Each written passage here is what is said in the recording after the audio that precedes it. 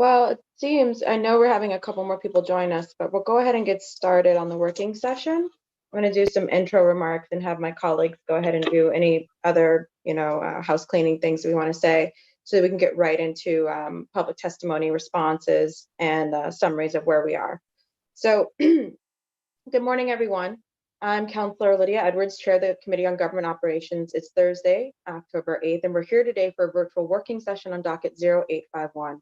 Order for an amendment to the Boston City Charter pursuant to GLC 43, Section 10B. I'm the sponsor of this matter and is referred to the committee on July 8, 2020. The committee held a hearing on August 6th this year. Pursuant to the Governor Baker's executive order, we're having this working session via Zoom. This enables us to do our job as city councilors, but also adhere to public health accommodations. The public may watch this meeting live stream at www.boston.gov/city-council-tv. Will also be rebroadcast at a later date on Comcast 8, RCN 82, Verizon 1964. For public testimony, written comments may be sent to the committee at ccc.go@boston.gov. This docket is an order seeking approval of a charter amendment under 43B. Under provisions of this section, a member of a local body may propose a charter amendment with a written request to the city clerk. I did that. This written request to the clerk's office initiates a mandatory timeline, which we are currently now on, by which the council must hold a public hearing, which we have. We advertise that public hearing in a newspaper, and ultimately we must make a vote. This all needs to happen within 4 months. Approval of a referendum on the charter amendment submitted requires a vote of the council and constitutional review of the Attorney General. Should the Attorney General approve the question, voters in Boston would vote yes or no at the next regular municipal election, which would be 2021, provided such election is at least 60 days, which it is. If the Attorney General finds this to be in conflict with the law, then we have an opportunity to correct the question. The change I'm submitting would strike and replace Section 48 of the City Charter, which defines the structure for creation and approval of a municipal budget and the relative authorities of the mayor and the council. And this would give the mayor and the council equal or at least more equal budgetary authority. I will now turn it over to my colleagues for opening remarks in order of arrival, which I do believe I have. Councillor Braden, then Councillor Flaherty, then Councillor Bach. I've got really bad.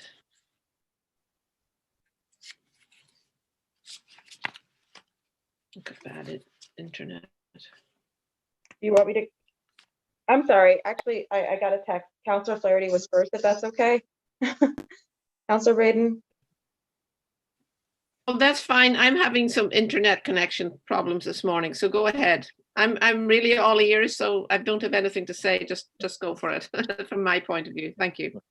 Thank you. Councillor Flaherty. Right, same here. Obviously, I think the wind messed around with the Austin Brighton and connections out there yesterday's storm. So, but I'll just jump in very briefly. This is not a case of first impression. This is something that we as a legislative branch of city government have grappled with for many years. And I say that as the longest serving member that has had a front row seat for a couple of the administrations. And so our frustration obviously is, we're in a representative government and we're making decisions on behalf of the people we represent. In my instance at large, I represent everyone across the city. So when constituency groups and advocates come in and they participate in the budget, and it is a sort of a participatory process that, and I thought the process this year was very effective and led by our newest colleague, Councillor Kenzie Bach, who did a great job sort of streamlining, the bigger hot button issues, as well as areas where we felt that, the city needed to go. And so part of the frustration is that we're limited in our capacity in a strong mayor form of government. So I'll just obviously be a voice in the chorus to see if we can bring about change to give the council a bit more flexibility during the budget process so that we're able to, be more responsive and deliver more for our constituents. So thank you and look forward to participating and also hearing from folks on this issue. Thank you. Councillor Braden, if you think your internet's good. And we've been joined by Councillor Mejia as well. I'm good. I really think this is a really important discussion to have, and hopefully we can move the ball down the field and make some progress on this issue. And that's all I have to say for now. Thank you. Thank you. Councillor Bach? Thank you, Madam Chair. As the Ways and Means Chair, I just want to say that I do think that people expect their legislative representatives and their legislative branch to be able to amend a budget in multiple directions. And I think that it's frustrating for us to be in these roles and then also to be hamstrung in the way that we are by the charter. And it seems to me, as someone very concerned with sort of the city's fiscal standing and all of that, that there are 100% ways to do a charter amendment that is both fiscally responsible and allows the legislature to be more democratically responsive to the people in the budgeting process. And that's what I'm hoping for from this charter amendment. And I'm very grateful to you for proposing it. Thank you. Thank you. Councillor Mejia? Yes, good morning. Thank you, Chair Councillor Edwards. I will keep my remarks brief. I'm looking forward to this hearing and finding new ways to make the budget process more equitable and more understandable to the people. I filed a hearing order alongside Councillor Bach on a hearing around participatory budget process, and I think this is an opportunity to put that concept into practice. I know that the budget hearings this term for me was when I learned the real limited power that we do have as a council. And so if this is the one thing that people look to us to have a voice and a say in, then I really do appreciate your advocacy to ensure that we actually do have a lot more power than we've been led to believe that we have, allegedly. So here for all of it, and thank you for your leadership. Thank you. I believe we've also been joined by Councillor Baker and Councillor Asabi George. Councillor, let me just make sure they're in the chat. I think so. Is Councillor Asabi George on? If not, then Councillor Baker. No real comment right now, just more sit to listen and see what we come up with. Thank you, Madam Chair. Thank you, Councillor Baker. Am I missing any other councillors that have come on? Just again, a quick summary to my colleagues. This was introduced specifically to allow us to be in a position to negotiate openly and with transparency. We already negotiate with the mayor when it comes to budgetary processes and needs for our district, but it isn't an open process that is sanctioned or clarified by the charter. And the goal of this entire conversation is for us as a body to put a question before the people of Boston, and for the people of Boston to make that ultimate decision as to who should be the fiscal stewards of their tax dollars. I firmly believe that there should be more shared powers, but the people of Boston may disagree. And I believe in the people of Boston. I believe in giving them that opportunity to make that choice. And that's what we're designing right now, is that choice and that question. There are two major functions of this proposal. There's one section just on the process of the actual budget, from originating it all the way to how the back and forth goes, to how it can be vetoed, and so on and so forth. And then there's a second aspect of the budget, and that concerns participatory budgeting. When it comes to participatory budgeting, there is we already do practice it as some part of our budget, but we don't actually have it as a right. So it's at the mayor's election if we choose to have it that year or not. This would make it permanent. So those are the major functions. Also, one other aspect of this would be to allow us to have not I guess completely originate or get involved in the school committee process of the budget, but ultimately do have impact on the BPS budget as well. So those are the three major sections. I've sent documents along that kind of break down those sections to my colleagues and to the advocates as well. In our last hearing, we discussed how many of us did not feel the city council was prepared or would be able to ultimately originate the budget. So I've sent along a red line version that eliminates that particular issue. I've also sent along a red line version that changes the language with regards to participatory budgeting. I'm very grateful to Councillor Bach's leadership in this particular language. And with her leadership, she really came up with the perfect balance of allowing the power to happen, but the ultimate decisions and conversations to be done with an ordinance by the City Council to make sure that we are balancing fiscal needs and practical realities, and that we don't get ahead of our skis just with the charter amendment. Again, the charter amendment is about the powers that we have. So I want to thank Councillor Bach for her leadership and working with folks in those conversations. Councillor Sabi George has joined us, so I didn't know if Councillor Sabi George, if you had any remarks. Good morning, Madam Chair. I'm sorry to tune in late. I don't have any, my remarks are brief. Just thank you everyone for being here. Thank you for chairing this and hosting this meeting today in this, I think, really important discussion, thoughtful discussion around charter amendments. And I'm here for it all. Thank you, Madam Chair. Thank you very much. So with that, we have several guests today who have also been involved in the grassroots effort, and also in terms of legal analysis and study, and some are responding to some of the great questions we got from the last hearing as well. So I understand we have Armani White and Alex Papali from CED, Center for Economic Democracy. We have Justin Steele from MIT, and we have Peter Enricht, Emeritus Professor of Greatness and Tax and Thought. I don't know how you would like me to describe you, Peter. And I just want to make sure I have announced everyone who is here. I do see that there is a woman, or I'm sorry, I don't want to misgender anyone, a Nicolette Cameron in the waiting room, and I wasn't sure if she was with any of the organizations. Oh yes, Nicolette is with Justin, right?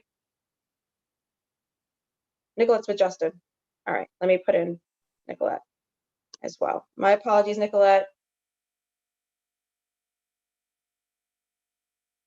Okay, so we should have everyone here who signed in, and everyone and what they're doing. So Justin, I know you have a time crunch. Is that correct? Yes. Okay, Romani and Alex, do you mind if Justin goes ahead? Okay, take it away, Justin. Great, thank you. Thank you for having me, councilors. Since the last meeting, I have spent some time researching participatory budgeting projects as they currently exist in the United States, with Nicolette, actually, who's here. We've conducted a systematic search of national and regional newspapers to identify participatory budgeting ordinances or policies nationwide. We've identified more than 30 participatory budgeting programs in cities across the country. Some of these are focused on youth funding. Some are policy changes that encourage councilors or districts to use participatory budgeting within their discretion. We have focused our research on the 17 cities that we were able to identify that have some type of citywide participatory budgeting program that's a part of the budget, enacted either through ordinance or policy. Some of these processes have been initiated by mayors, others by city councils. Some are led by the city budget office. Sometimes they're coordinated by specific departments within the city. The largest city that we have identified that has a citywide annual participatory budgeting allocation is Seattle, which is larger than Boston, as you probably know, population of about 745,000. And it's had a citywide participatory budgeting program since 2017. The city of Vallejo, California, has had a participatory budgeting program since 2013 and allocated up to 1.7% of its budget for the program. In New England, Cambridge, as you all know, has had a program since 2014, and Hartford, Connecticut has had a program since 2016. Salem, Massachusetts used participatory budgeting once for a one-time allocation of funding that it had received. And Burlington, Vermont just began the process of creating one. In general, these processes, what usually seems to happen is that people can submit ideas. Some either volunteers or some commission develops a number of those ideas that seem most promising into proposals. And then there's some mechanism for residents to vote on those proposals. Sometimes those who can vote are younger, that the voting age extends younger than the standard voting age. often they involve kind of multiple options of in-person voting or voting by mail or voting online. New York City has the most money allocated to it overall. At New York City, it's within the discretion of councilors, and so 33 of the 51 city councilors in New York currently use participatory budgeting in their council districts. I believe the most recent allocation was about $35 million in the last year. Overall, in total, it's allocated more than $210 million for 706 community projects. They're often capital projects. Often participatory budgeting focuses on capital projects, not on the operating budget. And we did also look, we're still investigating this, but we did also look at the bond ratings. And so far, in general, it doesn't seem that there's any discernible effect of participatory budgeting on bond ratings. And Cambridge, as you all probably know, has a AAA bond rating. It had one before it started participatory budgeting. It still has one today. Seattle is the same. It also has a AAA bond rating, had one before. It continues to have one today. But the sample size is obviously small, so it'd be hard to say this with a level of statistical significance and confidence, but there's no discernible effect that we've noted yet, but we're still continuing the research and hoping to write something up that we can share with you all. Thanks. Thank you. And just, and I can go through, since we're on participatory budgeting, Alex or Armani, did you want to, if either one of you were going to speak to that particular section, or? Yeah, I think we were thinking I would go first, and then Alex was actually going to talk more about the participatory budgeting section. But if you feel, were you hoping to get some like questions and comments now? So while Justin's here. Well, I think I'd like to do like while Justin is here, and I think we only have about, what is it, 20 more minutes, Justin? Yeah. And that's pushing it. I can tell by your nervous stance. So we have about 20-ish minutes, right, Justin, on with you here, right? So if it's okay, Yeah, Alex, you think we can make it work? We can make it work. We'll just do it backwards. Okay, that sounds good. Should I go for it? Yeah, Please. go for it. All right. Well, good morning, everyone. It's great to be with you, and good to see this kind of response on the council. My name is Alex Papali. I'm a political director at the Center for Economic Democracy here in Boston.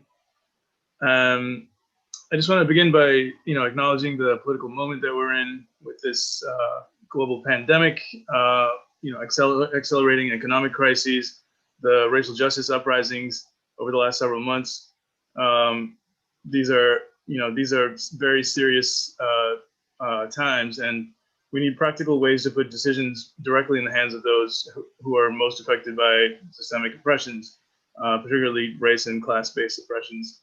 I just want to thank Councillor Edwards and Bach in particular, and others, other councillors who have taken a risk to lead on this important initiative. And any other councillors who may be on the fence, maybe undecided, we urge you to support this amendment. A broad range of grassroots groups with membership across the city have expressed strong, unanimous support for overhauling the city's stagnant and unaccountable budget process. And there's particular enthusiasm, especially for a robust participatory budgeting process. In fact, a growing program of public assemblies has been undertaken by a collaborative of grassroots groups already, and they're engaging hundreds of residents, including on matters regarding the city budget. Participatory budgeting is a way to shift the current dynamic. It engages everyday folks in the civic life of the city, advances equitable decision-making about public investments, empowers innovative and democratically determined solutions that are politically unpalatable, or lower priorities among a range of competing options, or they might be financially unattractive to for-profit developers. So, it empowers the community in ways that the traditional city budget does not. We have some concerns and priorities on the draft language that Councilor Edwards mentioned. We want to ensure that it mandates the creation, that the language mandates the creation of a participatory budgeting system, and it automatically allocates funds to it each year without the need for council approval or appropriation. Second, that it requires a community accountable design process. There's a lot of folks who want to be participating in how to build this system out carefully and thoughtfully. Third, want to make sure that it creates an independent and a sufficiently resourced system to administer it. The administration of it will be an important component, and just as it is on the council side, if you all go with the budget origination, it will require significant administrative capacity, and it's similar with the participatory budgeting.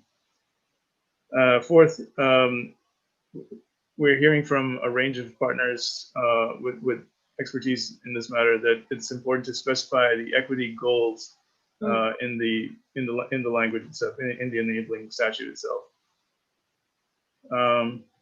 We think it's important to affirm participation by any Boston resident with minimal barriers to participation, and to write into the amendment that it requires linguistic and other kinds of accessibility. There's several points in the existing language where the language is fairly vague or non-committal, and we'd like to eliminate those. For example, I believe this is the third paragraph. Let's see. It begins with no later than the submission of the proposal.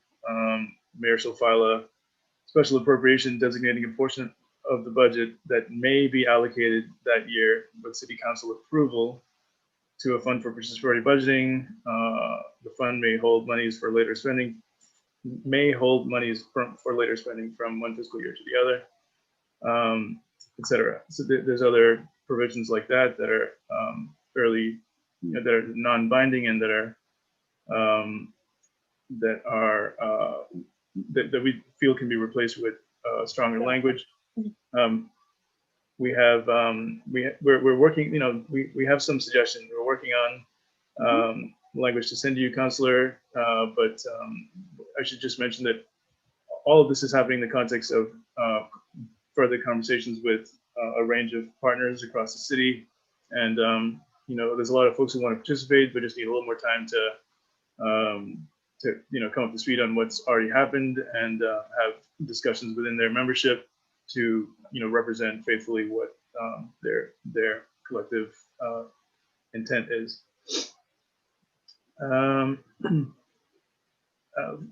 So within the language that we're working on, it mentions, for example, designating a portion of the budget that will be allotted that year to an independent fund for participatory budgeting in the same fiscal year.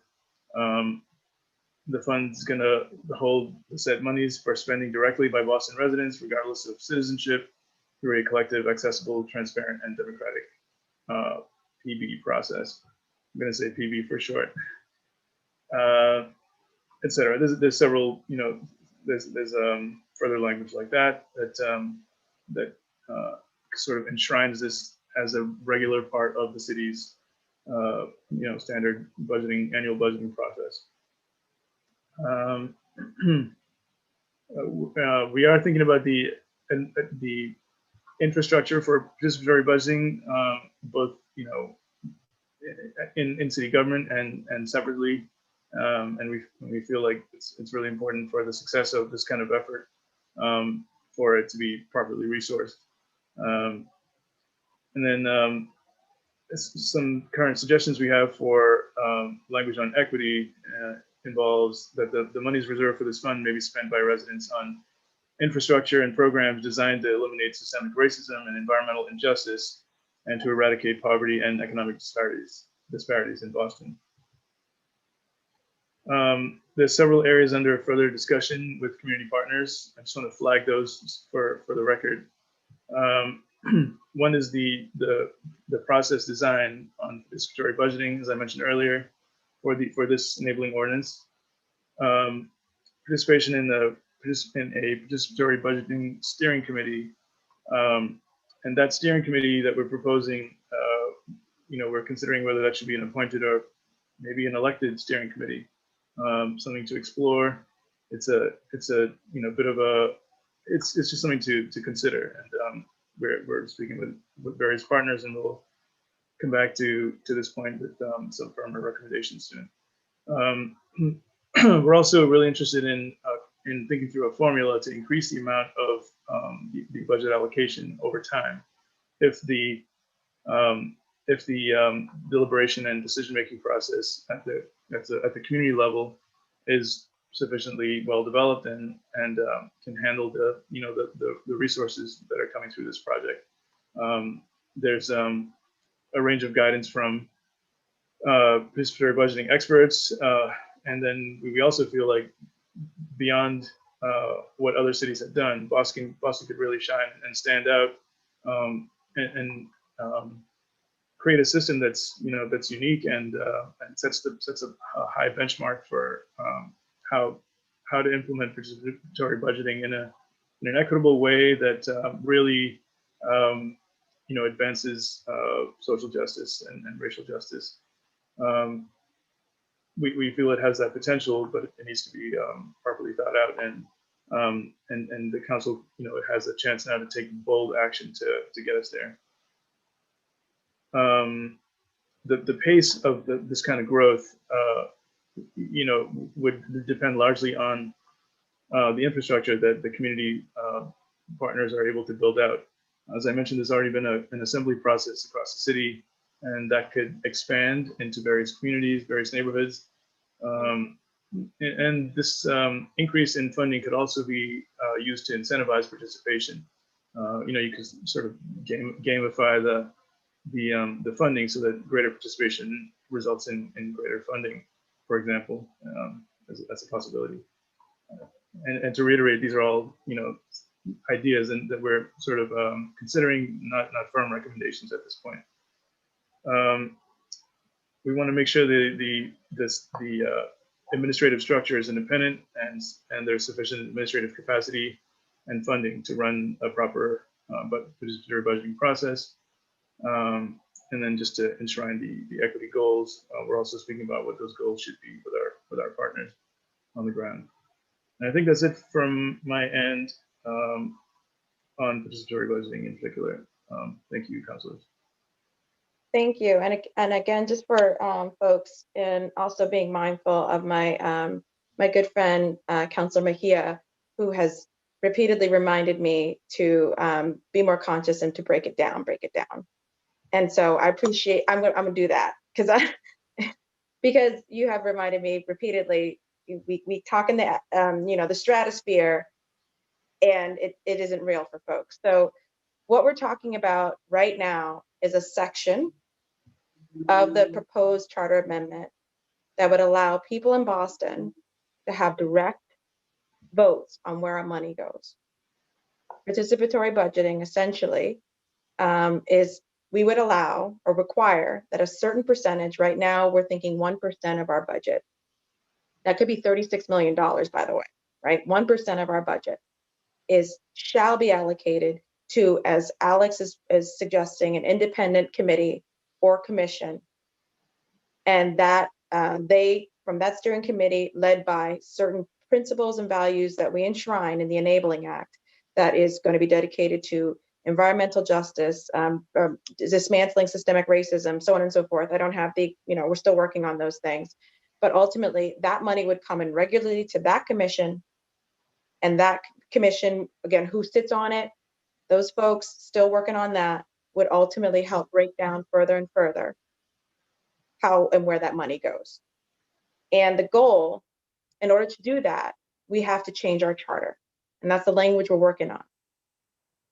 So and to further break it down, there's half of what Alex and Armani, or CED, I should say, and the folks that they're organizing, okay, half of what they're talking about is what needs to be in the charter to make this real.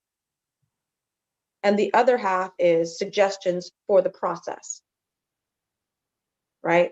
So and so that's where I'm gonna break down a little bit of the suggestions for where I think there's charter language that needs to happen to make it real and to give the power. And then we could pass as a city council an ordinance, or basically the charter says you're gonna figure this out by X date. That gives us the time. And honestly, for many people, Julia, and for those of my colleagues, it gives the community the respect that they feel that they deserve to help design how they're going to be about this process. So first, get the power in this amendment. And then second, set up the process through an ordinance. That's how I think Kenzie Bach or Counselor Bach kind of broke it down in a way. And so going through what Alex and CED just suggested, there are certain aspects that are about, for example, specifically the language that they were just discussing, the mays, the may do this, the may do that, and so on and so forth, making those mays to shalls or wills so that it's not an option not to allocate certain funds. That's one direct in the amendment. That there is a community design, or that community is part of the design. Does that go in the amendment or does that go in the ordinance? But it's something I completely agree with. I think it makes sense. The fact that it is an independent system or commission. I see you, Counselor Bach. I'm gonna get to you, right? I promise. I'm just going through literally everything he said. That there's an independent system or commission, that might need to be called out in the amendment. How it gets designed and filled, that would be in a subsequent ordinance. The goals of that system might need to be called out in the amendment, but then again get filled out in the commission or in the ordinance. The question of who can vote on it, that's a good question. You know, any Boston resident, right? Does that get called out specifically in this amendment? Probably, because it has to be, it might be in contrast with our voting laws right now. Then there's, I think I went through your suggestions on working, enabling, process design, the steering committee. Okay, so I just want to make sure that those are kind of the two buckets. Overall, the goals suggested to me give the most respect to the community. And again, the question for us is the placeholders that we put in to give the power so that we vote on that power in November of 2021. And then the design and the process the community needs, we can fill in.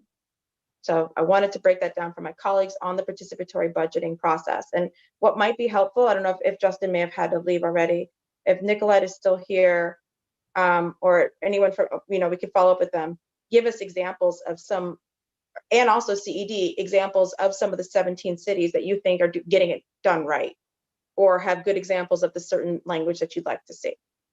I'm now going to turn it over. I mean, I don't know if I want to skip out of order, Council Bach. We're sticklers for order. I know. Okay, Councilor Flaherty, did you want to add to or question on the participatory budgeting? Yeah, no questions at this time. Okay, Councilor Braden? No questions at this time. Councilor Bach, there you go, right? Thank you so much, Madam Chair. I just had two quick comments and then I see that we do still have Justin with us, I think, in addition to Nicolette. So I want to give him a chance to say something. So I would just say two quick comments. I agree with your analysis and I appreciate a lot of the great suggestions from CED. I think we are going to have to be really clear about what are the things that would go into an ordinance versus what goes into the charter amendment. And I think, as you and I have discussed and others, that was something we saw in the Community Preservation Act process, that a lot of the details got ironed out in the subsequent ordinance. And that lets you really have those detailed conversations with all the stakeholders once you've kind of established the basic power. But I think establishing the basic power is the work of the charter. So thinking about that. And then the one thing I would just say about mays is that some of the mays in that language, it makes sense to change to shalls. Some of them are mays that are not actually about preventing the thing from happening, but more about being explicit that it can. So for instance, with the fund, right, your normal city funds, like by default, often like they end at the end of the fiscal year, right? So when we say it may cross the fiscal year, it's not sort of constraining its power. It's actually about being explicit about the capacity to do a thing. So I would just say that there are mays and there are mays, right? But we'll have, I think, subsequent textual conversation about that. Yeah, and then the last thing I just wanted to say in my Ways and Means capacity, and because Councillor Mejia referenced the hearing order that we've co-sponsored around participatory budgeting, is that that hearing is still going to happen later this year, and that's really going to be focused on what could we do in terms of participatory budgeting within our current charter constraints. And so I just want to flag for folks who are interested in that, that's something that we're very committed to exploring. And I think there are things we could do there, but as Councillor Edwards said at the start, I think that for participatory budgeting to be a really regular and substantial democratic part of our budgeting process, we need some of these hooks in the charter that we don't have right now, that Councillor Edwards is proposing. So thank you so much, Madam Chair. If it's okay with you, Councillor Mejia, if Justin has to go, do you mind if he responds? Okay, thank you. And we've also been joined by Councillor Flynn. I can wait a few more minutes. I have a meeting at 11 I was hoping to prepare for, but I can kind of push the preparation and stay until 11 if you want to hear from Councillor Mejia and the other councillors first. If it's okay, if you could just respond to kind of the thoughts real quick, and then. I think everything that Councillor Bach has said and the general points that Alex has made, I definitely agree with. The one thought that has occurred to me as I've been doing this research, and I hope it's okay to bring this up, is that almost all the other projects focus on the capital budget. And so it might potentially make sense to do this as a higher percentage of the capital budget, which would represent the same portion of the city's overall budget. You all know much more about city budgets than I do, but in order to kind of keep those streams potentially separate was a thought that I had from doing this research. And in terms of cities that are doing it well, I think Cambridge is doing a really excellent job. I think there's lots of good examples. That doesn't seem, I think the important thing is to have, as Alex was saying, to have a clear process, clear ways in which the process engages the community, clear ways in which ideas are submitted. There's different ways that cities choose to have those ideas developed into actual proposals. Sometimes the city appoints a steering committee. Sometimes, that steering committee includes city councilors or others. So I think that's an area that could use a lot of development in a future ordinance, probably not in a charter amendment. Then there's different processes for voting. And I think often the idea is to try and, that this can seem particularly exciting to younger people who want to participate in civic life. And it can be a great tool to, opportunity to engage people in democracy, especially since, it can be voting on things like parks and playgrounds and school facilities that are, a big part of the capital budget. And so I think it is an opportunity to potentially have a broader inclusion of city residents who may otherwise be excluded by age or immigration status or other factors. So that's something to also potentially be explicit about in a future ordinance. Yes, so if there's any questions, but those are my main thoughts at this point. Thank you. Councillor Mejia, you are next. Yes, and thank you, Councillor Edwards, for always breaking it down, because we have to recognize our privilege that oftentimes people are speaking in ways that we don't understand, and we have to Google translate everything. So you doing this during these times, no, I'm serious, like this is so important for the people who are tuning in and really listening. So I really do appreciate you taking the time to do that, not just for my own benefit, but for everybody else who's here listening and learning. So thank you. I do have a quick question. When we talked about any residents voting, does that also include like folks who are not US citizens? Because I feel like if you're a taxpayer, these are your dollars. And if we're gonna vote, then I don't know if you meant that even non-US citizens can vote on this, just for some clarity, just curious. Is that question to CED? Yeah, I guess. That is our intent. And, the opinion we've received is that it's important to enshrine that in the enabling statute. So yes, as you said, everyone's paying, these are public dollars that everyone's paying into, and everyone should have the right to determine how to spend it without regard to, whether they're undocumented or not. for example, just to make sure that's not a point of contention later. That they're a Boston resident, though. Exactly. Boston. Yes, yes. Yeah. No, I like that. I approve that. And then I guess for me, I have a different understanding of what participatory budgeting means, but I want to see, because for me, I want to see that the people who participate in 100% of the budgeting process. For example, just because we offer public testimony at Ways and Means hearing doesn't mean that people are going to show up or even understand what it is that we're doing, especially because it all takes place oftentimes during the day and usually under normal circumstances in City Hall. So I'm just wondering how we can use this language to put systems in place that increases participation in the entire budgeting process. I'm just curious about what that would look like. And I don't know who asked, I don't know, this is like, I'm just throwing it out there for us to consider and really think about. I mean, I have to say is that, you know, people, this particular term, or at least what I learned, is that people were screaming, hooting and hollering for the things that they wanted. Right. And it seemed like a lot of those things were falling on deaf ears. And it just, there needs to be some sense of accountability. And systems put in place where people can feel really heard and valued. And I don't know what that looks like in the language drafting or Right. not. So just to answer that particular question about people being involved, it's to me and for some of my colleagues, it's passing this charter amendment, because it breaks down the structure so that the city council and the mayor actually are forced to have a conversation and go back and forth with the budget publicly, so that we're all held accountable for what we do or don't want approved, down to like every single level of the budget. And as you just went through your first budget, and you know how much people thought we had in terms of power being able to get in there and negotiate versus how much we actually have, were two different things.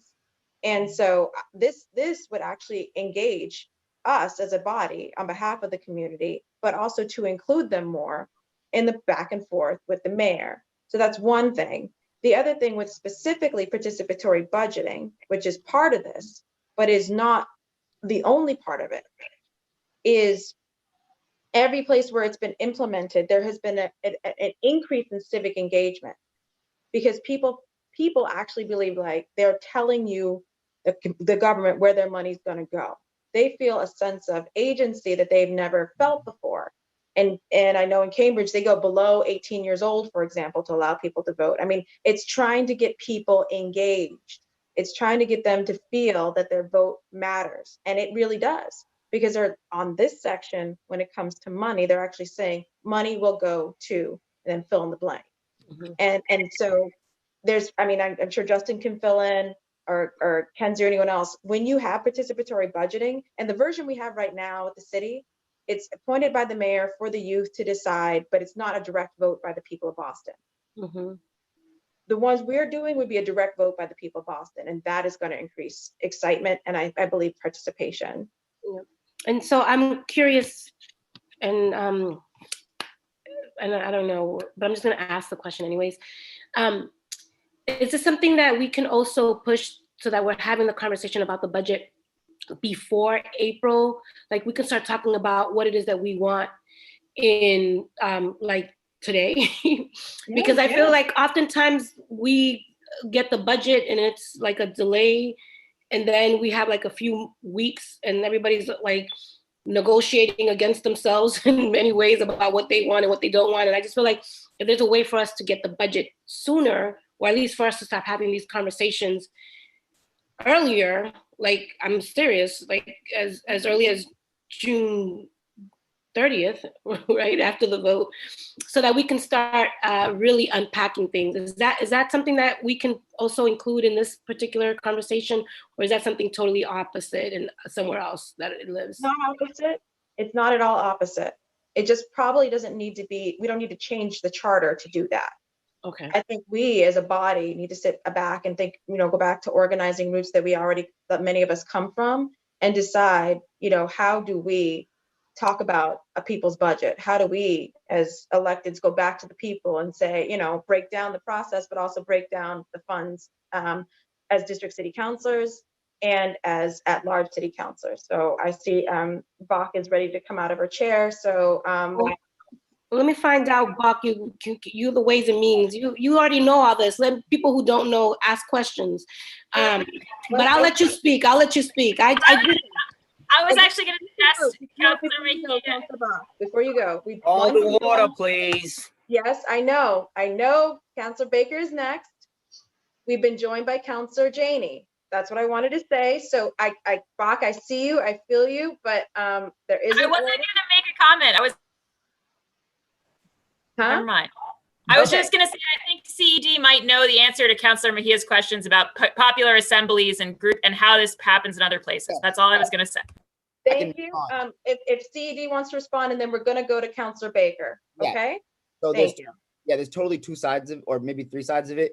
For one, like the participatory budgeting process would require a multi-month process before the official budget process, which like inherently would engage more people before. But then also, and I'll say this in my remarks that I'll say in a second, but we still have feedback, maybe there's a need to keep origination powers because there's a need for city councilors to hold meetings, publicly to talk with residents about what they want to see in the budget. That Chuck Turner used to hold the District 7 roundtable and talk about these kind of things. And I know you hold, and other councils hold meetings like that similarly in the Boston People's Plan and organizations like Families for Justice Healing. They have long-term budgeting processes that include residents. So there's ways to partner, I think, with community organizations and build a process. But again, maybe that doesn't need to go in this charter amendment. But maybe there does need to be an ordinance to get some staffing for city councilors to be able to dig into this stuff. There's 25 staff, I think, for the current budget process. And so maybe there needs to be some dedicated staff for you all, but that's an ordinance that you all can file and that community would come out and support. And yeah, so we love to be a part of this. This is a discussion. Yeah. And I'll talk more about it when it's my turn. Thank you. So we're going to just go ahead and go to Councilor Baker. Thank you, Madam Chair. Madam Chair, I think you probably best answer this. We're just talking about 1% of the budget here. That's suggested. Yes. A part of it. Justin, how much does you said Cambridge does a good job? How much is Cambridge? What percentage of Cambridge's budget do they use in participatory budgeting?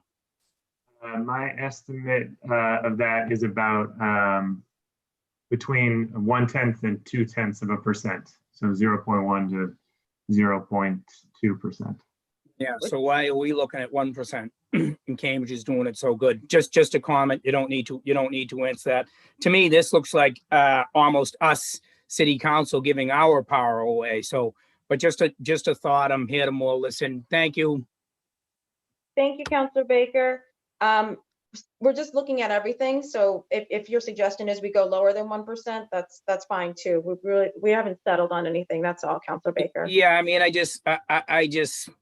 think it seems very complicated, very complex, and we in the city have experts that work on our budget. We have a AAA bond rating. I think us tinkering around with this now when we're at a point in Boston where we're on a stable financial footing to just I mean 1%, maybe that's not so bad. I'd rather go down to what Cambridge is doing, 1/10 or 2/10 if we're going to use it as just not just I don't want to downplay it, but a way to get people involved in government. Now, don't forget, it's the property owner that pays 80% of the taxes here. So what weight does the property owner have in all this? We're talking about immigrants voting. We're talking about young kids. How much taxes are 16-year-olds paying?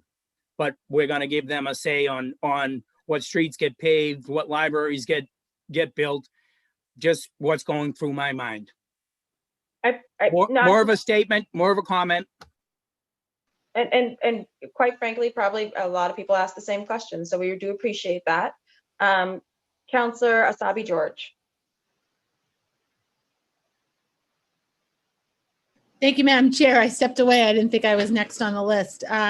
Appreciate everyone's comments. And one of the concerns I have, and again, I've been in and out of this this session and came in a few minutes late. I wonder about, today we are in good financial setting, but down the road, we're anticipating, especially next year and in the next few years, to be particularly difficult financial years.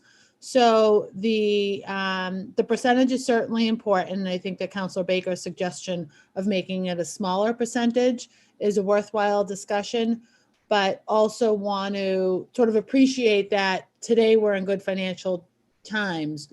What happens down the road? So I'm not sure, that is a question. I'm not sure if anyone can answer sort of the impacts of a financial situation at any moment on this, but Carrie, I think it's a really interesting idea that the Mayor's Youth Council participates in a participatory budget process with $1 million. I think it's a really interesting way to engage our residents in thoughtful opportunities, and just sort of the general engagement pieces is beneficial, but curious about financial status on these efforts. Thank you, Madam Chair.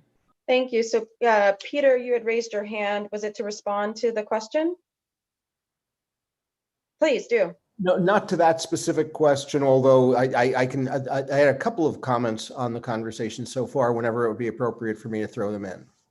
If it's okay, I'm going to just note some language for Councilor Sabi George, that there is some cautionary language in there that basically except in the case the collector treasurer shall declare a fiscal emergency. So if there's a fiscal emergency, the collector general can actually renege or pull back on the participatory budgeting amount or time. Yeah. Just they have that to say that we can't afford this year. Yeah, no, and I appreciate that. I think that that's important to note, but we also have sort of the political reality of doing that, and that becomes a more and more difficult move to make, and a piece to a regulation or whatever, a policy to utilize.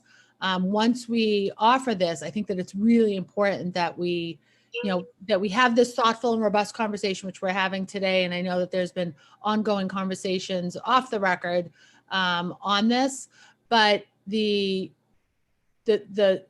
doing this, we'd have to be committed to it over a longer period of time, because I think that the idea around the engagement with the public and our residents, and then to pull back, I'd rather tread lightly and slowly going forward, as opposed to finding ourselves in a situation where we have to pull back down the road. And I think, unfortunately, down the road is closer than any of us really want to appreciate. Thank you, Madam Chair. And again, I'm not sure if anyone does have an answer to the financial status and circumstances that we may find ourselves in, will likely find ourselves in over the next few years. So I think the answer to that is, if the language isn't strong enough that the city has the power to consider the fiscal health, we can certainly strike that a better balance. We would have to. I mean, technically, it's a power in the thing that the city has right now. So Peter and Rich, I wanted to quickly get Councilor Flynn and Councilor Janey to say any comments. They haven't said anything so far, and then I'll go to you for any comments. Councilor Flynn. Thank you, Councilor Edwards, for your leadership on this issue. I will be very brief. It's been an informative discussion. I'm learning a lot. And when my daughter was a member of the Mayor's Youth Council, I used to like going up there and listening to the young people talk about budgeting and what their priorities were. So I learned a lot from the young people of the city just listening to these discussions. But you do find a lot of good ideas about what's happening in the city, and proposals from young people, especially young people that are engaged. Again, thank you for your leadership, Councilor Edwards, and looking forward to learning more about the proposal. Thank you. Councilor Janey. Thank you so much, Madam Chair. I'm joining very late to the discussion, so really interested in hearing more from advocates. obviously a big fan of youth participation and youth decision-making, and would love to figure out the appropriate ways to engage more folks in our city, especially young people. So at this point, I will just continue to listen, and I'm really interested in hearing what some of the advocates who are trying to chime in have to say, given how late I am to the discussion. Thank you. Thank you so much. Peter Enrick?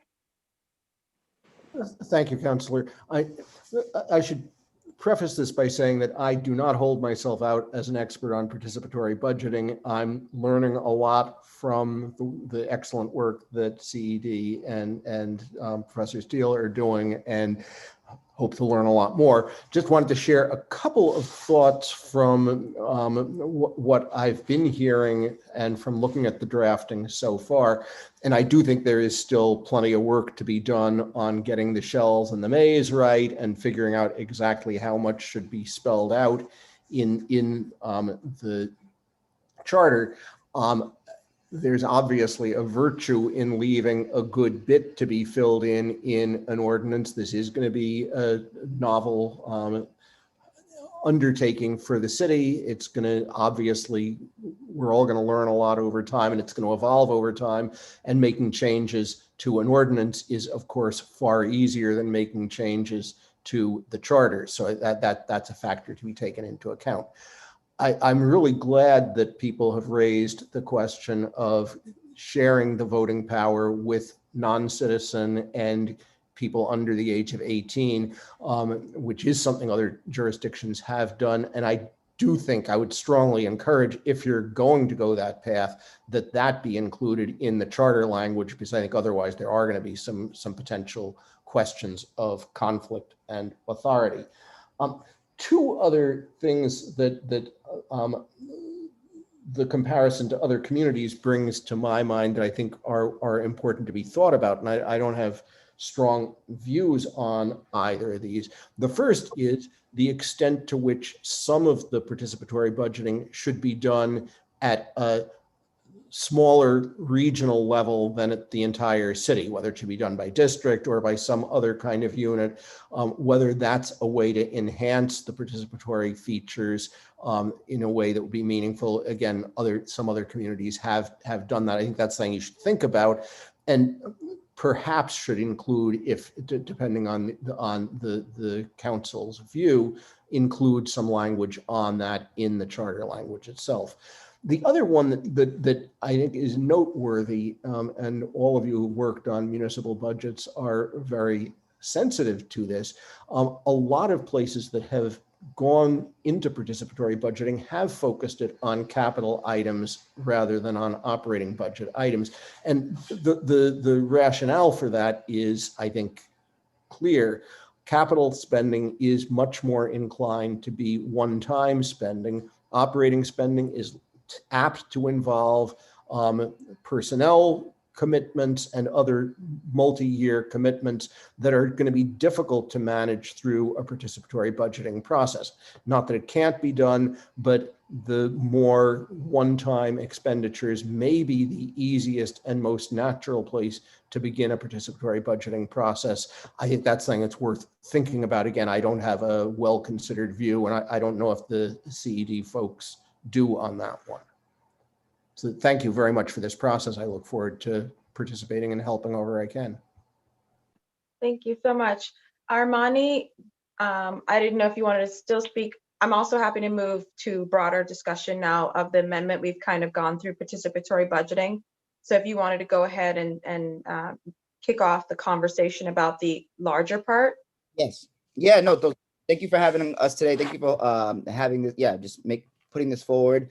CED, this is something that we have been working on for a while, having organized a charter reform study group years and years ago, which a number of you here were participated in previous to being an elected official. So it's really cool to see this come to life. And it like as Councilor Flaherty said, this is something that is older than I am, this topic in the city of Boston, talking about how we change the process by which we do our budget. And we know that budgets are a statement of our values. And so that's been lifted up a lot in the wake of the murders of George Floyd and Breonna Taylor. And I know many of you received thousands of emails most recently about what happens with our city budget.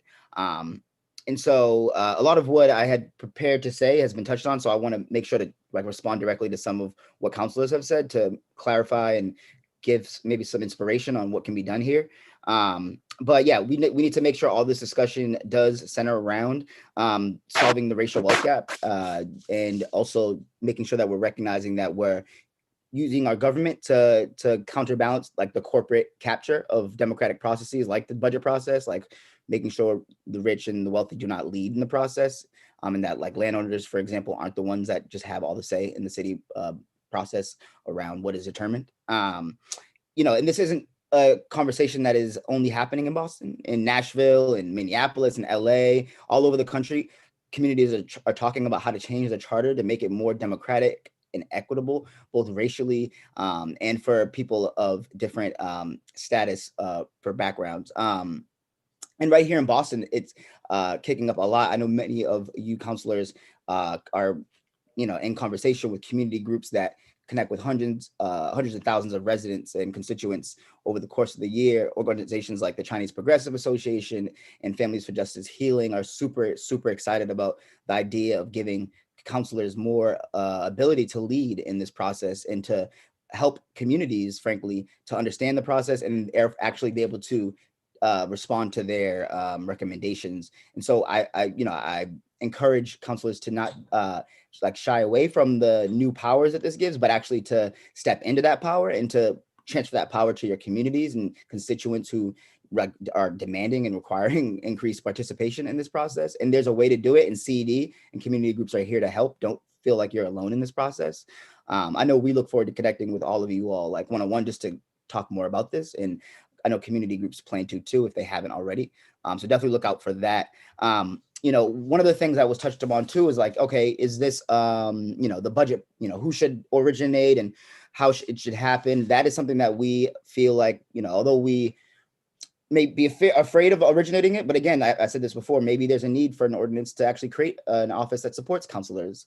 Maybe that's something that folks can talk about that comes out of this. Also, when it comes to the Boston Public School budget, we've talked with, you know, BTU and organizations that focus on the school, and this is something that they are still trying to figure out, you know, their perspective on. So definitely connect with them. But I think the overarching agreement is that communities want more say. BTU also got thousands of emails about the budget, along as you all. So everybody was looking for more ways to participate outside of the current structures and models. And we think about, you know, communities who are most impacted by this. The city council now reflects a lot of those communities. You know, it's majority woman, majority minority. That is a change that hasn't been around, and we shouldn't ignore that when thinking about how to honor that newfound like a genius, frankly, to the city governance structure and in the process for budgeting. Yeah, and when it comes to the actual capital or participatory budgeting, I think it's important that we actually don't kind of that we don't shy away from the operating budget. We have met with the participatory budgeting project, which is based in New York, a bigger city, which is doing more than, you know, was doing more than 1% of their budget across districts. And they recommend, that we don't that we don't kind of be afraid and that we lead in this moment, because it can be done and it's possible. And I guess I'll close by just saying that we're super excited to help counselors better understand this. We are super excited to see city councilors like step into this power and to show leadership. We're super excited for the way that this can respond to the moments right now around the racial reckoning and about COVID and how government spends money. I think it is super important for you all to be able to say that you all that you all did all you could to make sure communities got resources, as opposed to didn't have the power to do something and didn't give yourself the power to do something. So thanks again for letting CED be a part of this conversation today, Councilor Edwards, and we look forward to hearing some more of y'all's thoughts and connecting with you all one-on-one. Thank you. So what we're going to do now is go through the rest of the proposed budget and some suggestions that we have based off of what kind of the counselors had mentioned and some of the concerns mentioned in the first hearing. And so you guys should have a red line version in front of you or sent out. And I want to break it down because I really am, in talking with a lot of folks, colleagues, one of the biggest issues with this will be how to describe it to people, right? You're wanting them to vote for something or even if they want to vote against it, it's how you talk about something.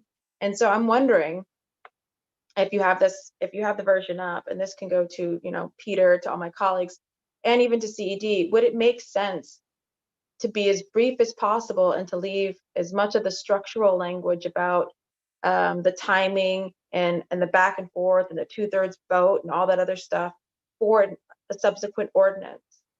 Let me break that down.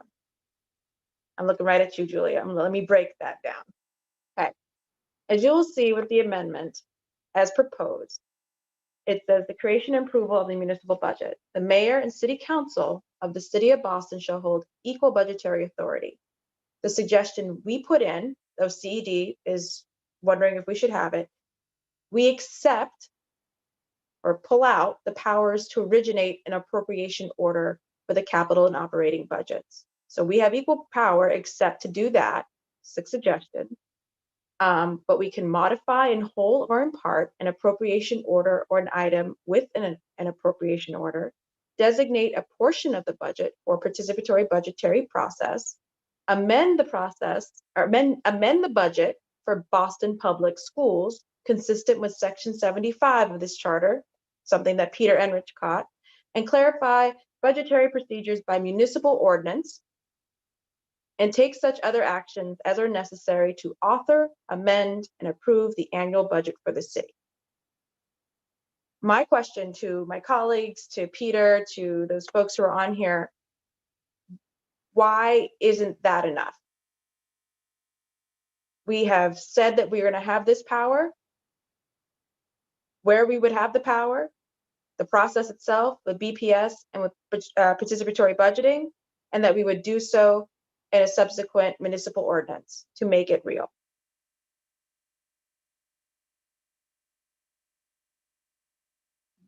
Or ordinances to make it real. So why is that enough?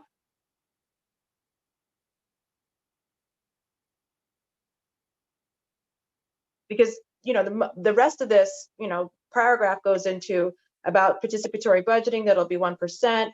And it goes through all those different things. And as we discussed, there might be some things that are necessary to keep in here in terms of, to make sure that the minimums are met, if you will, in subsequent ordinances. But the paragraph I'm really looking at is notwithstanding the power of to originate, then it goes on to no later than the second Wednesday of April of each year, and it goes on and on and on about the process and back and forth. Some of that stuff is already in our charter, right? The dates and times. And so the question is, can we just simply, with subsequent ordinance and consistent with the timelines set, so on and so forth? Peter has raised his hand. Peter? So a couple of thoughts on this. The charter, I would advise, really should set out the basic rules of the road for the formation of the budget. It should set out the specific timelines for a budget. It should set out whatever provisions you choose to put in about the mayoral veto power and the power to override mayoral vetoes or amendments. And the details of that piece, I think, are worth talking a little bit about. But those kinds of structural rules really do belong in the charter, not in mere ordinances. I think the question of how much of the detail about participatory budgeting to put in is, I think that Alex's remarks earlier were important on that point, and that to some extent, if you're serious about wanting a participatory budgeting process, it may be important to set out some of the criteria of what is going to count as a participatory budgeting process in the charter itself, although a lot of the details should surely be left to ordinance. Agree. Yeah. Just to piggyback that's the same perspective that we have. The language as it stands is good. and we are trying to just put in the kind of things that would make it so that someone couldn't pivot away and say, look, you know, you don't have to. But yeah, we do kind of resonate with the fact that this language as is like speaks to a lot of what folks want to see happen. And, you know, again, we're still meeting with groups to clarify like exactly, but yeah, the general consensus is that this feels good. Okay. All right, then I just want to make sure I put it out there that if we felt, but if sorry, I wanted to put out that suggestion, period. And then, but if it seems like it makes more sense to have this breakdown of the dates, the movement, the time, the push, to be clarified so that there's a process that's clear we're going to end and get to an end budget, then I'm fine with that, obviously. So any other, so again, going through, again, to remind my colleagues, there's three major things that are changing through this language, right? The process, where how we engage with the mayor, BPS budgets that we have that we can amend consistent with charter powers already, and then participatory budgeting. And what we're designing again is the amendment that would go on the ballot in November of 2021, same day that the mayor is being on the ballot, same day that all of us are on the ballot. Okay, it would go then, and the community, the people of Boston, would decide these are powers that we do or don't want you to have. And I think it's actually empowering to as us as a body, we're not just passing an ordinance, we're passing a question to the people of Boston. And then it's our job, if we pass it, to sell it and to explain why this is important for them. So I have two hands raised. I'm going to go in order, though, for folks. I'm sorry, Councillor Bach. Councillor Flaherty. Yes, so I'm tuned in here, just but no questions. Obviously, I think our and again, this is not a case of first impression, given my tenure, but we're going to have two challenges. We always have a challenge in the past. We've had a challenge up at Beacon Hill from colleagues in government, sort of not supportive of our efforts to secure I guess more power in the strong mayor form of government, and also with the public. I know we do great work, and we work hard every day, all of us together collectively as a body, and I know we're in touch with a lot of constituents and advocacy groups on a regular basis, but sort of the broader and the general audience has also never given us that authority either. So we're going to have to sell this also to the public and wage maybe our own campaign efforts as well. So just giving you the full scoop in terms of my vantage point, in terms of the hurdles that were faced in the past when colleagues or former colleagues have started down this road, and where the hurdles were. And oftentimes the hurdles were at Beacon Hill, and other times they were out in the neighborhoods with the general voting public, not seating that. A lot of folks, believe that a lot of great things are happening in our city, and as I've mentioned before, we best boast of having the best colleges, universities, and we're an opportunity-rich and a resource-rich city. And a lot of folks want to be in Boston. A lot of folks want to move their companies to Boston. A lot of folks want to live in Boston. So we have a lot of Boston mojo going, and a lot of folks, particularly out in the neighborhood, the residents, the taxpayers, they don't want to tamper with that. So I think that's a challenge of ours as we're trying to go through this process, and we're listening to the advocates in a participatory process, as well as a representative government, and wanting to be able to do more, wanting to be able to deliver more. That's the frustrating standpoint from my perspective. So just want to add that 2 cents that, it's going to be an effort beyond the hearing and the working session. We need to, the Boston City Council is going to need to convince the public, the broader audience, the voters, that this is the correct course of action for the future of our city, and I think that's going to be a big test for us. But anyway, so I'm listening intently, and would like to hear more from folks. Councilor Flaherty, and just to clarify for folks, the reason why this is a direct vote from the city of Boston is because the thought of having to go to the State House about our power makes me want to vomit. So, Agreed. So this is why this has nothing to do with our colleagues at the State House. With all due respect to the representative from Chicopee, from Sudbury, from New Bedford, from Fall River, from Springfield, who have entirely too much power and control over our liquor licenses, our zoning, and all these other things. So this is why, again, to break it down, I'd rather take this process straight to the people of Boston.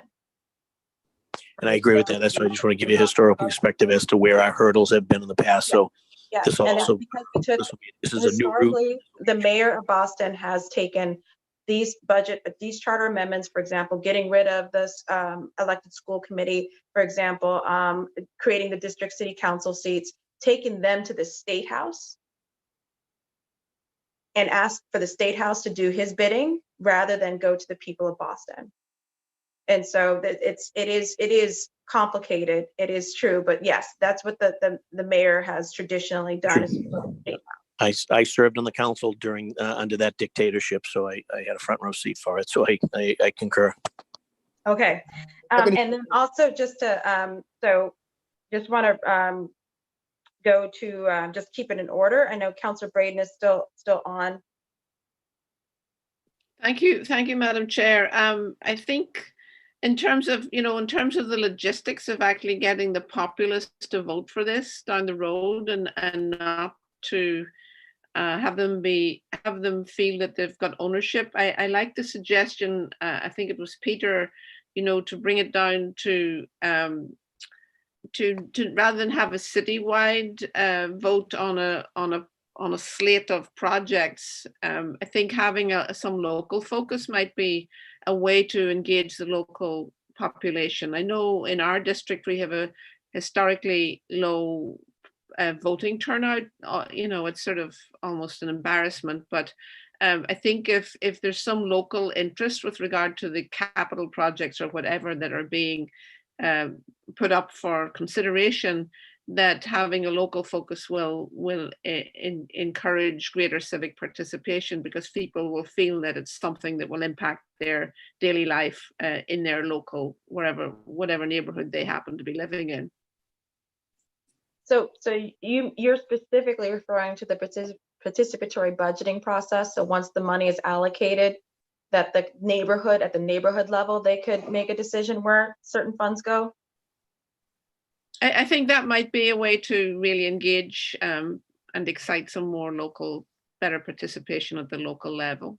And again, it's specifically to the participatory budget section of this conversation. Okay. Any other suggestions? I feel that really, in terms of the language, keeping it as clear and as simple as possible, so that we that the ordinary folks in the street can have a good understanding of what the spirit of the charter is, and that they can identify with why this is an important and useful amendment to be making. Thank you. Thank you very much. Councillor Bach. Thank you, Madam Chair. Just a few comments. So one is just on Councillor Braden's last point. Quite a number of other places that use participatory budgeting have localized assemblies sort of in geographic areas. And then sometimes the way that works is that they then roll things up to a larger conversation. I mean, I think there's a balancing act between that kind of the hyper-local buy-in that people get and that sense of civic participation. And then the fact that on the other hand, especially in a segregated racially and wealth-wise like city, that you do also want to be building kind of democratic participation across neighborhoods and across community. And so, I think there's, to me, this is part of the reason why not to embody exactly how we're going to do like assemblies and all of the details of it in the charter, because I think when I've looked at the sort of places that are doing it, there's a lot of different models, and there are ways that people have shifted it over time to do better buy-in. And I think our charter is actually one of the problems with our charter is that it's littered with things where people got super specific about what they wanted in that moment. And then later we've sort of shifted. So again, I do think there's a couple of reasons to leave ourselves some bandwidth here. One of them has to do with making a simple case to voters and passing it through. But one of them has to do with the fact that we may actually want that bandwidth down the line to just design the best possible process. But I think the idea of some local engagement is a great one. And it's just a question of balancing it with that citywide dynamic. Similarly, I think Justin mentioned the sort of capital versus operating question. Definitely the majority of participatory budgeting processes that I've looked at around the country and the world are capital focused. And I think, that's because capital projects are so tangible. And so they're in some ways easy to talk about. I do think I've certainly heard from advocates a real appetite to be involved in the operating conversation. And I also think that the opportunity to use the participatory budget system to kind of like pilot things on the operating side that then might turn into things that are part of a permanent city budget process is a good one, and something we should be thinking about. There's a reason, obviously the challenge with operating for a participatory perspective is that, when you hire people to fill a new function, you usually want them to then continue to do that function, especially if they turn out to be good at it the following year. And you'll very quickly just lock down your participatory budget funds with that. So I think we have to be cognizant and thoughtful about how you do that. And one possibility here is you say something like, that the current amendment language is not specific actually about whether we're talking, it says 1% of the operating budget, but it's not as like a measure, but it's not actually specific about whether those are funds that we end up using for operating or capital projects. We might want to leave that ambiguity. We might want to be more specific and say, let's do 0.5% for capital, 0.5% for operate. I think that's a conversation that we should continue to have. I do just really want to stress that, my experience really helping to run the Community Preservation Act campaign and talking to thousands of voters is that we really want to think about making this a clear and simple case for voters. And that the more the more technical details you embed in something, the more you give people one technical detail that for them is like reason enough to vote no on something. And especially if you have a no campaign, there can often be a cynical effort to grab a hold of a technical detail like that. I think we routinely see that in our state ballot questions. And so I would just really hazard, I know the temptation on the advocate side to try to lock into the charter all the things that we want. But having actually fought one of these campaigns, I would just really say that the fact that we had not already decided all of the details of who was going to sit on the Community Preservation Act committee, for example, was a huge part of getting the Community Preservation Act passed. And everyone just needs to know that. And you can, because as soon as you start specifying people say, well, I don't really like that organization or that type, and then you get into a game that you really don't want to be in. And that frankly, you shouldn't be in from a good government perspective. Because here, what you're really trying to do is to create the conceptual power. So I would just really caution us away from trying to lock too many details down. And one thought I have just now, Councillor Edwards, and it's something maybe I can follow up with you about from a drafting perspective, is so much of that section about timeline is actually just repetition of the section currently in the charter about when the mayor's stuff comes in. And I wonder if there's a way for us to make the charter amendment really just the new language and leave a bunch of the timeline stuff in the charter as is instead of replacing it, because most people don't know what the current amendment says. They're going to look at it and then they're going to try to evaluate, well, do I think the mayor should originate in the second week of April? And of course, the thing we haven't talked about today is that the timeline reasons have to do with also our city assessor's valuation timeline, right, and the time that we actually know how much money we have to spend. So to Councillor Mejia's question, I think part of the virtue of having a participatory budgeting fund that can run across fiscal years and some things that we could do on the council side is definitely to start conversations earlier and to continue conversations longer.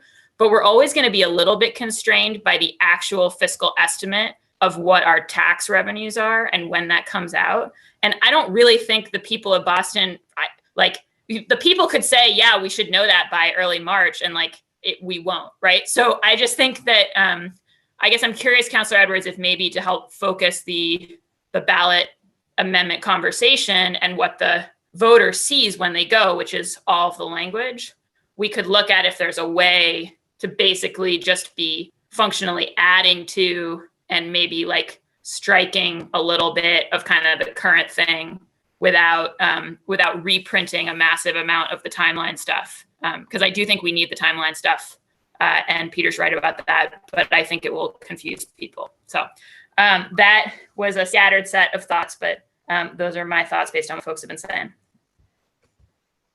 Agreed. And I think if there's a way to get us to a streamlined description of the process that doesn't bog down or confuse people, because I've been trying to, I've said it several times, this is 3 buckets, really. 3 buckets, 3 major changes. How we participate and engage with the mayor, right? And how we're able to amend the budget in ways we weren't able to do so before. How we're able to amend BPS's budget, and then participatory budgeting. Those are the 3 major changes that we are bringing about. And so being able to make sure that we are able to talk that way, but also that this is not being repetitious when it's not necessary, I think is spot on, Councillor Bach. So thank you, and we can work on that.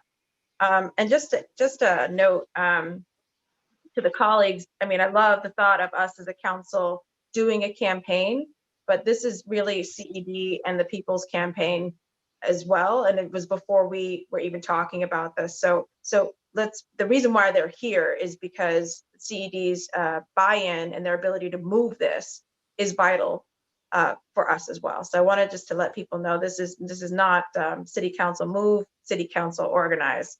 This is bigger. And I just want to give credit to those in CED and other organizations that are doing the damn thing. So, Councillor Mejia.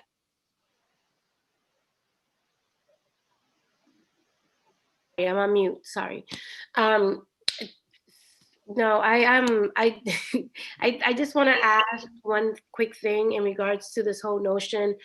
I think that I would advocate and remind people that we're in a very different time today than we were maybe 20 something years ago, in terms of who's showing up to vote, and kind of like there's a lot more civic engagement happening in communities that traditionally have been underrepresented. And I think that it's really important for us to seize this moment to help activate our voters and to help them understand the power of their vote and their power of their participation, and helping them understand the power of their dollar, right? And I think that if we're thinking about messaging and we're thinking about what this means to the people, is that these are their tax dollars, and we need to be able to lead with helping them understand that they're the ones who should be leading the decisions around their money, period. And then the other thing that I just would like to, for us to think about, and I know there was some question about who has the privilege of voting on this situation. I just kind of want to reiterate that as someone who became a US naturalized citizen, that was one of the biggest privileges that I had, was to be able to vote. But beforehand, I paid into a lot of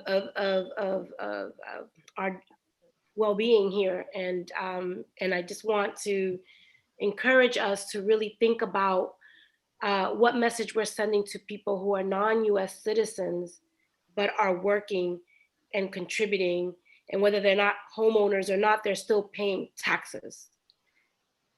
And I think it's really important for us to uplift those voices and create an opportunity for them to recognize that they are valued and heard and respected, whether they have the right to vote or not, right? I think that is really important, especially during this day and age.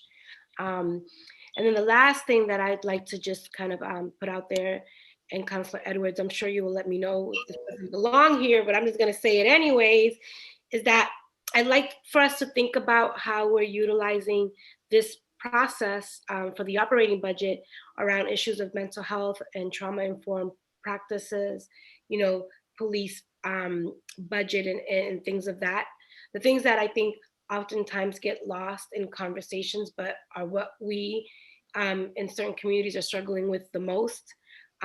Is there an opportunity for us to kind of bring that into this conversation? And if not, maybe it's another ordinance or maybe some other way, but I just think it's important for us to name the fact that, you know, issues of mental health and trauma, the police budget and all of those things are things that I hear a lot from the streets.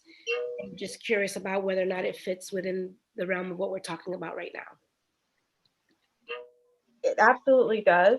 I think if anything, it's inspired because of the conversations you were having during this budget process. This is inspired by that, because I didn't feel, and I think many of my colleagues didn't feel, and I think you didn't feel either, we had the ability to respond directly to the requests of a lot of our constituents. We weren't able to, we don't have that power, Councilor Mejia. And so when we think of the pain right now, people come to us with pain. They don't come to us with budgetary asks. They say, this hurts right now. I can't afford this. I can't afford that. You could talk about triple bond ratings all you want. You could talk about this golden age of Boston all we want. A lot of our constituents aren't experiencing that. Right? And so this is what allows us to say this budget doesn't reflect that, Mr. Mayor. We need this done, this done, this done, and this done, or we're not approving it. And down to the granular level for not only the regular budget, but also for the BPS budget. And on top of that, setting some money aside for the people to directly on some more money to help them. And then I have another question about the education budget. So I went to every single Boston public school you could imagine. And what I have seen happen is that every resource has been stripped away. You know, we don't have swimming pools anymore. We don't have home ec. We just don't have anything. And I think a lot of that is because we haven't had a voice in what that budget looks like, right? And year after year, I see that we continue to defund our schools. And I'm just curious, as we start thinking about this conversation that we're having, are we going to have an opportunity to really lean into some of the things that we'd like to push to see be restored back in our schools? Is that part of would this conversation give us the opportunity to do that? It would give us more of an opportunity than we have right now, because it would still go through its normal process of the school committee originating the budget and passing a budget. Then it comes to us, as it already does, to be approved. But we have the power now to amend it once it comes to us. Okay. That we have to make sure that we amplify that. And then the last thing I want to say is that once we start doing this campaign, I know that it's not going to be led by us, but I think it's really important for us to think about, you know, multilingual. And I want to be really super mindful that not everybody knows how to read or write.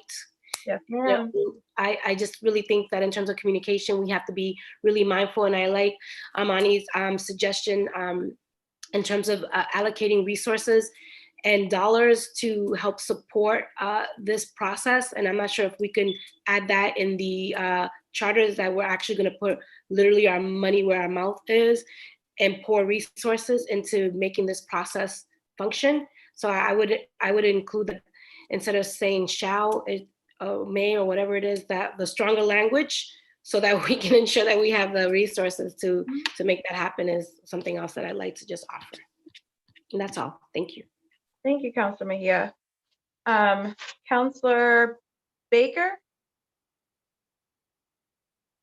No, Councilor Baker may have had to leave. I apologize if I didn't mean to call him if he wasn't here. Councilor Sabi George?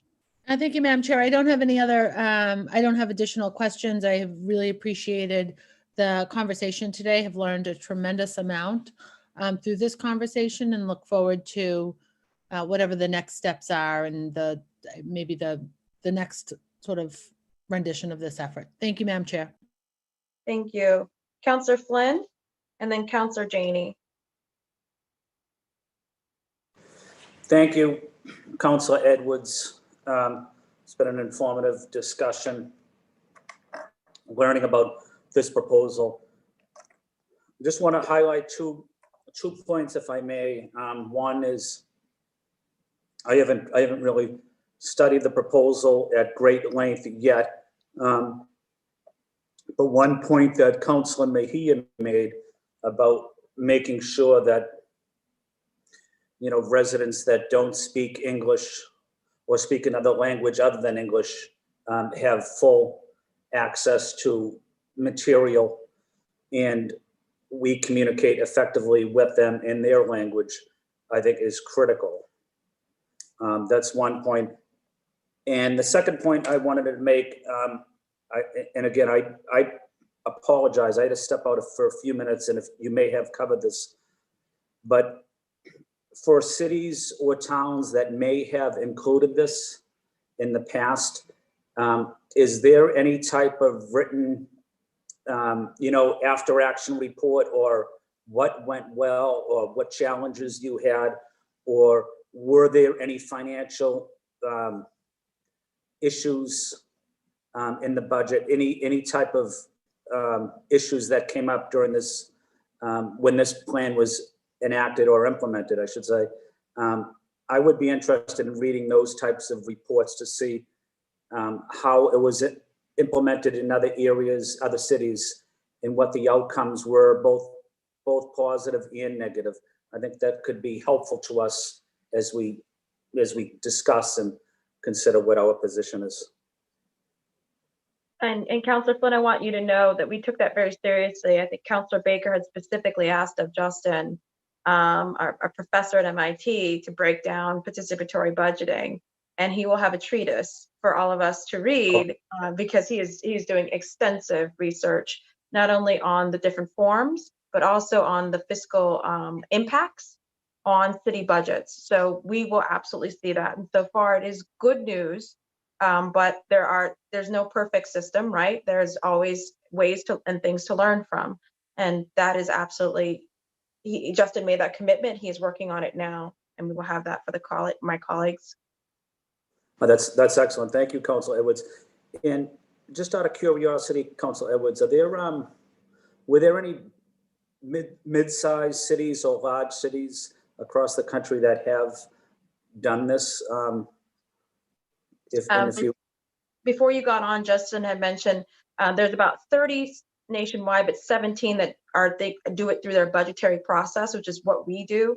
Seattle being one of them. It's a little bit larger than us, but I would say probably more comparable in terms of its, capacity.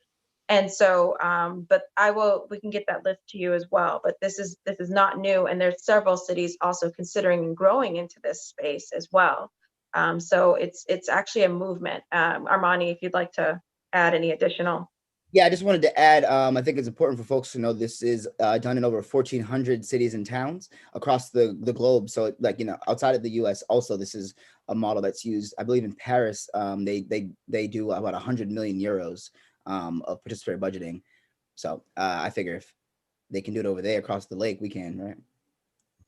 No, thank you, Councilor Edwards, and thank you to the advocates that are here that are providing a lot of good background information. It's helpful.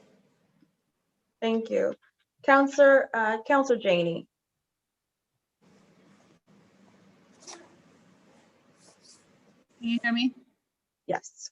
Hey, I wonder from the advocates, you mentioned, Armani, you just mentioned France. What experiences have you had? So here in the city of Boston, in terms of who pays into the pot and then who benefits from the pot, it's very few people are paying property tax. How do you get beyond that tension? How did other places that are doing this kind of reconcile the tension between the so-called haves and have-nots? Because here, that's what, I think that's what Councilor Flaherty may have been speaking to with past attempts. And it's often the people, who have the most who have dictated what happens in our city. We see that over and over and over again. And it's not just the city of Boston, it's the way our society here is structured. And so I wonder if there are examples, maybe Cambridge just, right next door might be the place to look, but wherever there are examples of how folks have reconcile those two things, or if it's just a rising up. Maybe it is just a rising up. If people are given the opportunity with the right question before them in the ballot, maybe it is just the rising up of the people. But I wonder if you could just speak to that tension. And any of you, I don't mean to put you on the spot, Amani, I'm so sorry. Anyone on the panel can speak to Yeah, it. I think Alex is going to take this one just to switch it up, but I could respond too. Go ahead, Alex. I'm happy to field this. Counselor, I totally appreciate your question. This is a structural issue, and I think before you got on, we were talking about the importance of writing into the language the specific equity goals that we're trying to get at. So this is we are intentional about how we go about this. And as Armani pointed out, this is something that's tried and true in hundreds of cities around the world. It originated in Brazil, in Porto Alegre.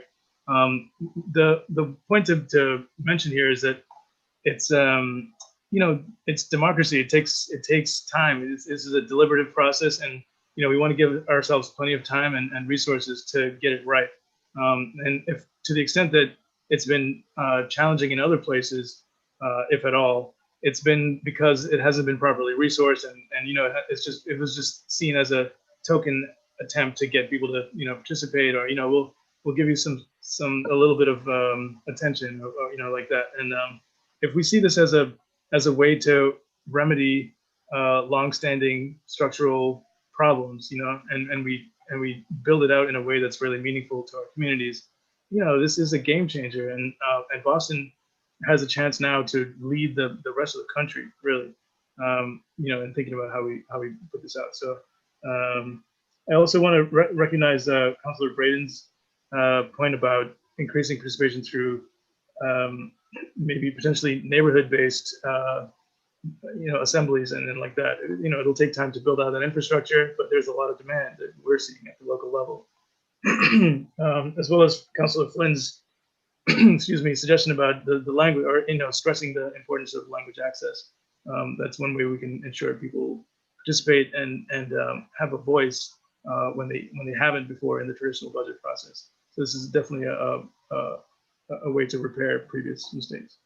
And I'll just piggyback with one thing, which is that I think it's important to recognize that a lot of those details will be worked out in a further ordinance. And this is just to say that it needs to happen. And it's important, like Alex just said, to put those values in there and some of that language around making sure there's maybe a body that actually is staffing this. But yeah, it's about resource.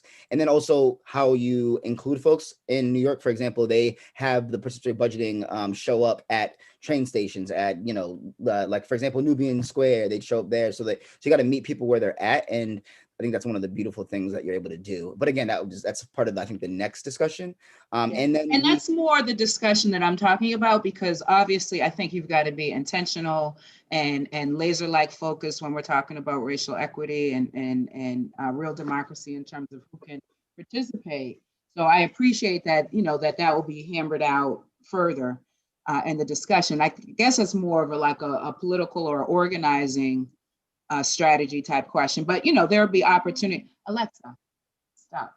There'll be opportunities to, there'll be opportunities, I would assume, to further, to have those discussions, but this is very helpful. I do appreciate those responses. That's it for me, Madam Chair, unless anyone else wanted to chime in on the same topic and discussion. Thank you very much, Councilor Janey. We're at 10 minutes to 12 o'clock. I tend to run a tight ship, if you guys didn't know that by now. So I see Peter and Rich, you raised your hand, and then I'm going to do some concluding kind of explanation of remarks of what we're going to do next. So go ahead, Peter. Yeah, so very briefly, first of all, I can't say how admiring I am of those of you on the council for the time and thoughtfulness that you're putting into this matter. It's really important, and I honor the fact that you're doing it. And I completely understand why the focus of so much of today's discussion has been on the participatory budgeting, which is a really interesting and important innovation. I just wanted to throw in a couple of quick comments on the other major structural change that the proposed amendment would involve, which is the shift in the balance of power between the mayor and the council. And this is a respect in which Boston is uncharacteristic of other communities in Massachusetts and of many other cities around the country. The more typical process is one where the executive, the mayor, proposes a budget, and the legislature, the council, then has broad authority to reduce items, to increase items, to add new items, to add restrictive language about existing items. In Boston, you don't have that kind of power. Your power is to take the budget proposed by the mayor and make reductions if you're not happy with the amount he or she proposes to spend.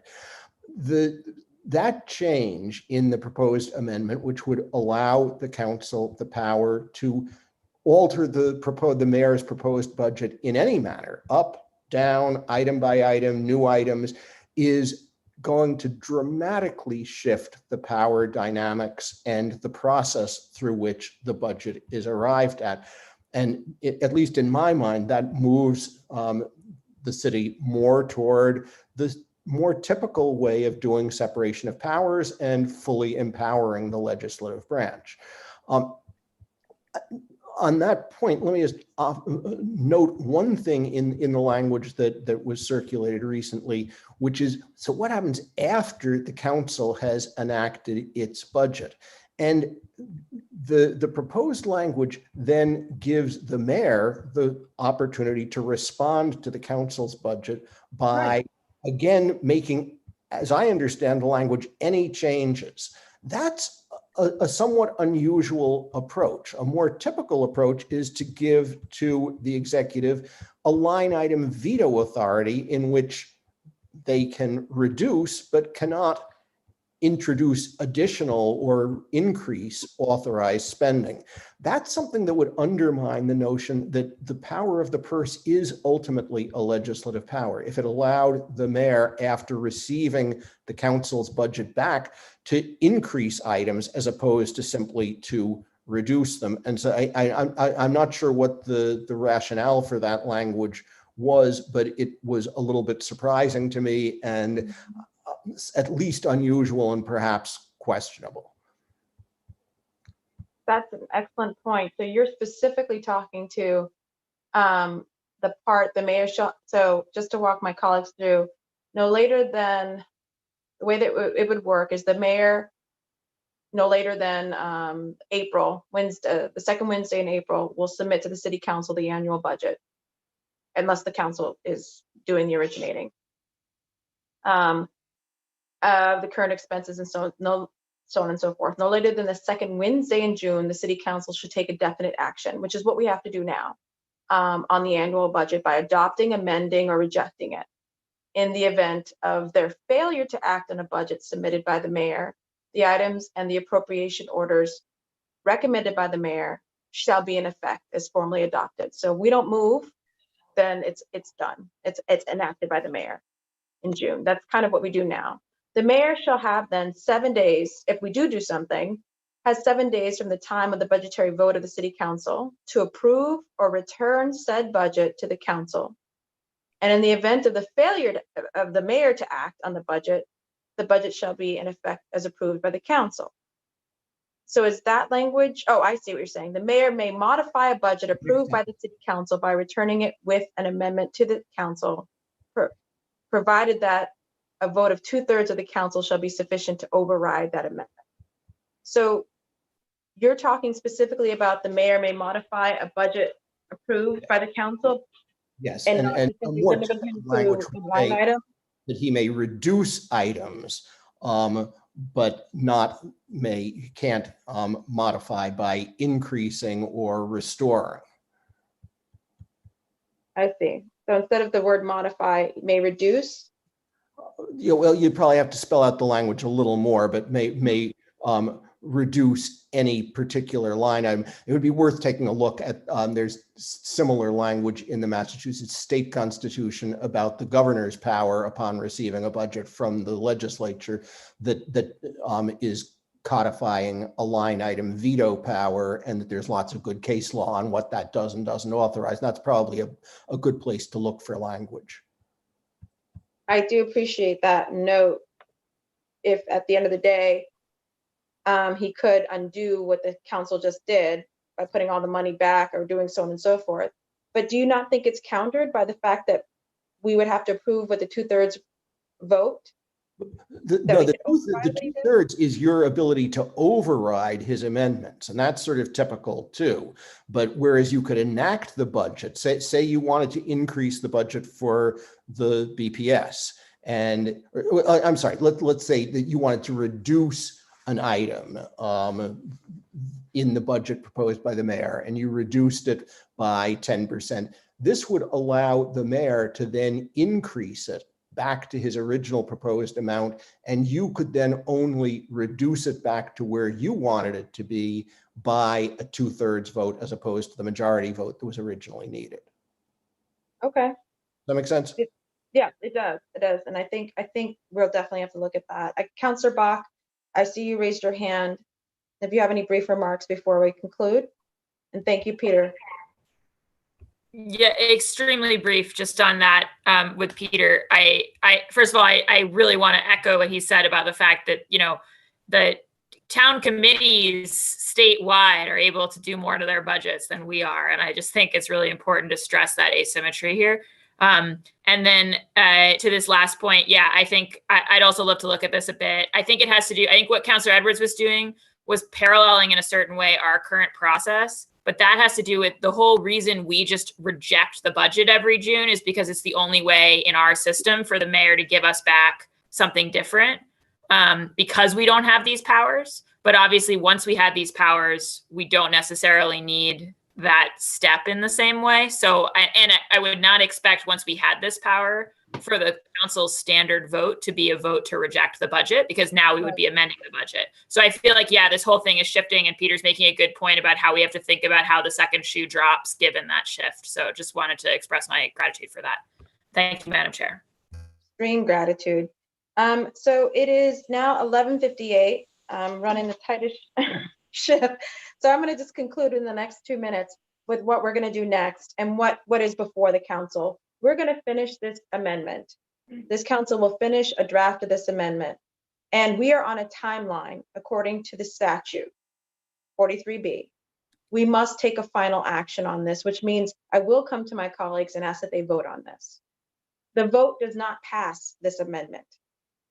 The vote simply allows this amendment to move in the further on in the process, to go to the Attorney General's office and to ultimately and to be vetted for its constitutionality, and then to ultimately go to the voters.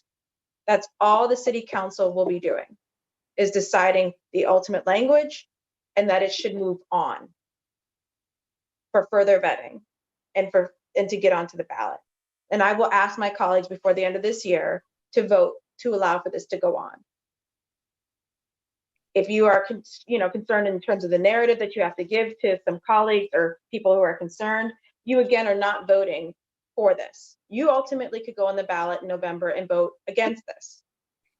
What I'm asking of my colleagues is that you allow for this to go forward, that it's worth the conversation, it's worth the organizing, it's worth the people having a choice. And that's what's going to happen. So we're going to continue to work on this language. We might have one more working session to present final language or proposed final language, having incorporated all of your concerns and questions as we have so far. And then we will present to this body for a vote. We need 7 votes to pass the city council. That's it. So unless there's any other questions, it's 12 on the dot, 12 bells, lunchtime. And I really appreciate you all participating. Thank you so much. Thank you. Have a good day, everybody. Thank you. Thank you, Madam Chair. Thank you, everyone. Thank Bye-bye. you. Thank you.